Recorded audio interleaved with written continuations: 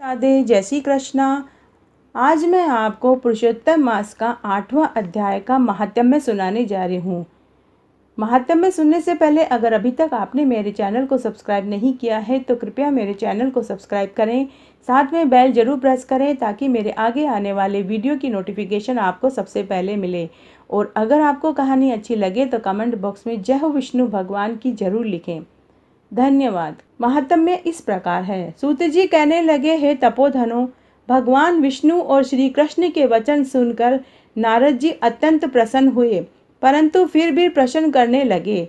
नारद जी कहने लगे, हे प्रभो लक्ष्मीपते, जब बैकुंठ को चले गए फिर क्या हुआ, वह कृपा करके हमसे कहिए। हरि का वृतांत सबके लिए हितकारक है। ऐसे प्रश्न से प्रसन्न होकर श्री नारायण जगत को आनंद देने वाले वचन कहने लगे।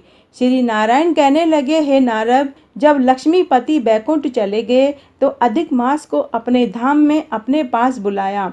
वहां बैकुंठ में बसकर अधिक मास अत्यंत आनंद करने लगा और भगवान के साथ क्रीड़ा करने लगा। श्री कृष्ण ने मन से प्रसन्न होकर मल मास को 12 मासों में श्रेष्ठ कर दिया और उसे सबका प्रिय बना दिया।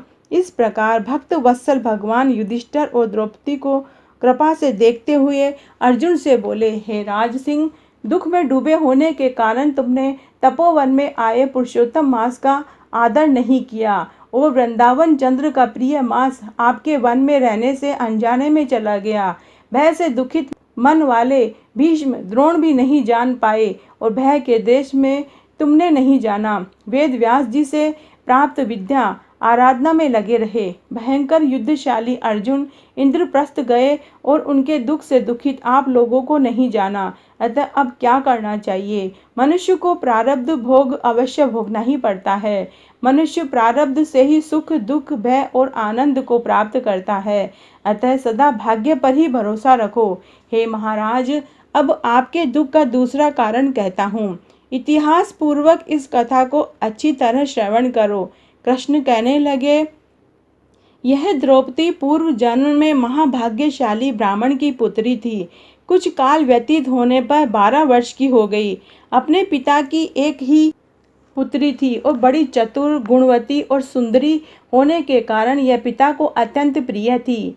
यह पड़ोसन सखियों का सुख देखकर पुत्र पौत्र की इच्छा करने लगी और विचारने लगी कि ऐसे मेरे भी अच्छे गुण और भाग्य वाले भर्ता, सुख देने वाले श्रेष्ठ पुत्र किस तरह उत्पन्न होंगे। परंतु प्रारब्ध ने तो पहले ही नाश कर दिया। क्या करूं?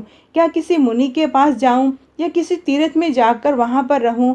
मेरा भाग्य कैसे सो गया कि कोई भर्ता मेरी इच्छा नहीं करता। बड़े आश्चर्य की बात है कि मेरे भाग्य से मेरा पंडित पिता भी मूढ़ हो गया है। विवाह काल प्राप्त होने पर भी मुझे अच्छे वर को नहीं सौंपता। पति के दुख की पीड़ा तथा कुमारी में स्वामी का सुख जैसा मेरी सखियां जानती हैं, मैं नहीं जानती। ऐसे आकुल और व्याकुल वाले मनोरथ की चिंता से मेरी भाग्यवती माता पहले ही मर गई। शोक और मोह की तरंगों से पीड़ित कन्या का पिता मेधावी ऋषिराज भी पृथ्वी में विचरने लगा, पर कन्यादान के निमित्त जोड़ी का वर ढूंढने पर नहीं मिलने से अपने मनोरथ में निराश हो गया। पुत्री के और उसके अपने दुर्भाग्य से उसको दारुण तीव्र ज्वर हो गया। तब वह ऋषिराज सब शरीर में अतिशूल होने के कारण व्याकुल हो गया और श्वास पर श्वास से युक्त होकर लौटता गिरता घर आकर पृथ्वी पर गिर पड़ा। जैसे मदिरा पान करने से मूर्छा को प्राप्त हो जाता है, और अपनी पुत्री का स्मरण किया। जब तक पुत्री भय से व्याकुल होकर अपने पिता के पास आई, तब तक वह मरने के सदृश हो गया। देवयोग से अकस्मात कांपता हुआ, कन्यादान के प्रसंग में उठे हुए, मह उत्सव से रहित, वोर पूर्व काल के लिए गृहस्थी धर्मों से रहित होकर, संसार की वासना को छोड़कर हरि में मन को लगाता हुआ, वह मेधावी ऋषि राज श्री हरि पुरुषोत्तम को स्मरण करने लगा। हे श्री कृष्ण, हे गोविंद, हे हरे मुरारी, हे राधेश, हे दामोदर, हे दीनानाथ, हे ऋषिकेश्वर, आपको मेरा नमस्कार है। आप मेरी इस संसार रूपी समुद्र से रक्षा कीजिए। इस प्रकार मुनि के वचन सुनकर बहुत जल्दी भगवान के पार्षद मरे हुए मुनि के जीवात्मा को लेकर भगवान के बैकुंठ धाम को चले गए। और वह पुत्री पिता का मरण सुनकर हाय हाय रोती पिता के देह को गोदी में लेकर विलाप करने लगी।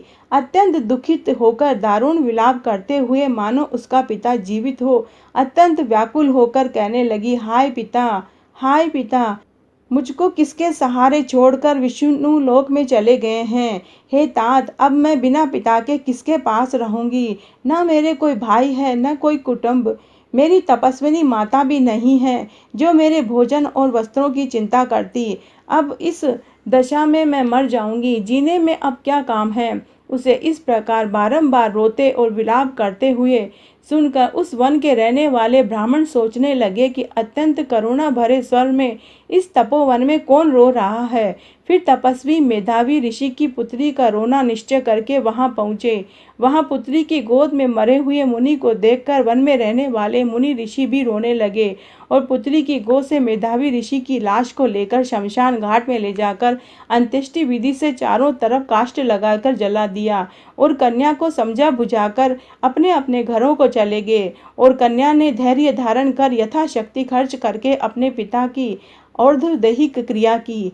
तो आज मैंने आपको पुरुषोत्तम मास का 8वां अध्याय सुनाया। अगर आपको यह पसंद आता है तो अपने दोस्तों और रिश्तेदारों में ज़्यादा से ज़्यादा शेयर करके पुरुषोत्तम मास का पुण्य कमाएं। धन्यवाद।